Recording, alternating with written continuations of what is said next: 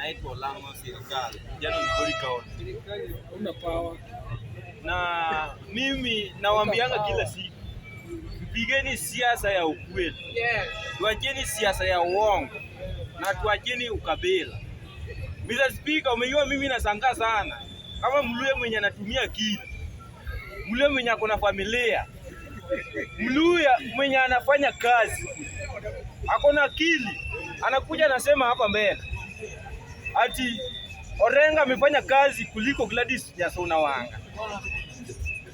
Mr. Speaker, yani saa hii hao Waluya wamechana na Western wamekuja Nyanza. Sasa wanaingililia. Wamekuja saa hii wameingililia Nyanza. Wameacha Western. Mimi Waluya nyinyi tunawapenda sana. Lakini saa hii naona kuna Waluya wameanza kuchokoza. Mluya, kama unajua wewe ni Mluya, piga siasa ya Western. Wachana na Nyanza. Huwezi kuja hapa kudanganya eti Orenga amefanya kazi. Ni kazi gani Orenga amefanya? Eti nasema eti Orenga amejenga jela. Sasa Orenga amejenga jela, mkuve muende kwa hiyo jela, muende kwa hiyo mchari na jela. Bwana Waluya, wacheni kutudanganya hapa. Hakuna kazi yenye Orenga amefanya kwa hii Kenya. Orenga kazi yake ni kuumiza tu wananchi. Najawa. Kazi yake ni kutumia tu wananchi. Alafu huyu mtu anakuja hapa anatudanganya eti Orenga amefanya kazi. Kazi gani na roundabout anapita kila siku? Hawezi jenga. Mluya, piga siasa ya Western. Wachana na Wajaluo. Wewe unakuja huko Nyanza, unasupport Orengo na wewe kwako nyumba yako imekaa hivi. Wewe umekuja kuangalia kazi ya Wajaluo. Umeacha kwako hata huna nyumba. Yenye soso yako alikuaje imekaa hivi. Hata wewe nyumbani uende uangalie nyumba yako. Bwana, tumia akili. Huwezi kudanganya hapa eti Orenga amefanya kazi. Ni kazi gani amefanya? Bwana, sisi hapa tunapiga siasa ya ukweli. Mimi sasa hii hata nikianza kuongea hapa kuhusu kazi yenye William Samoei Ruto amefanya, huwezi niuliza maswali. Huwezi, kwa sababu mimi napiga siasa ya ukweli. Ruto, nikianza kusema Ruto amejenga manyumba, utanipinga? Sema. Utanipinga?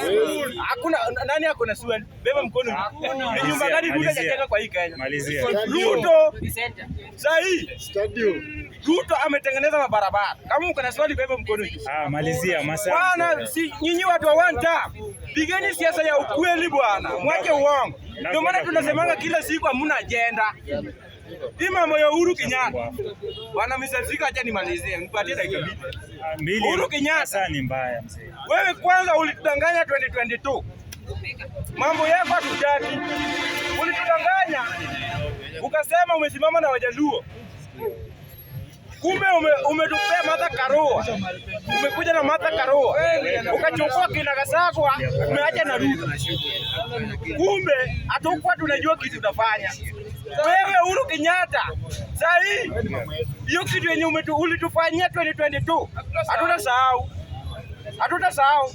Na kama hiyo ndio kitu bado unapanga na William Samoei Ruto atufanyie 2027, utajua kwa maana Ruto ukijaribu kuchukua Kindiki, tutajua hii kitu inarudi Mount Kenya. Ukijaribu kuchukua Kindiki, ile mchezo ambaye walitucheza 2022 ndio wanatuchezea. Ruto atachukua Kindiki. Hawezi. Anapea deputy president. Alafu anakuja na tudanganya sisi Wajaluo ati yako na sisi. Wewe. Na sasa akisakupea Kindiki hiyo kitu. Kindiki sasa anajifanya wamekosana na Ruto. Kumbe hii kitu inarudi huko. Ruto ukijaribu kwa umma sisi tumekulinda na mawe. Lakini usifanye tukupige na hizi mawe. Tunakupenda.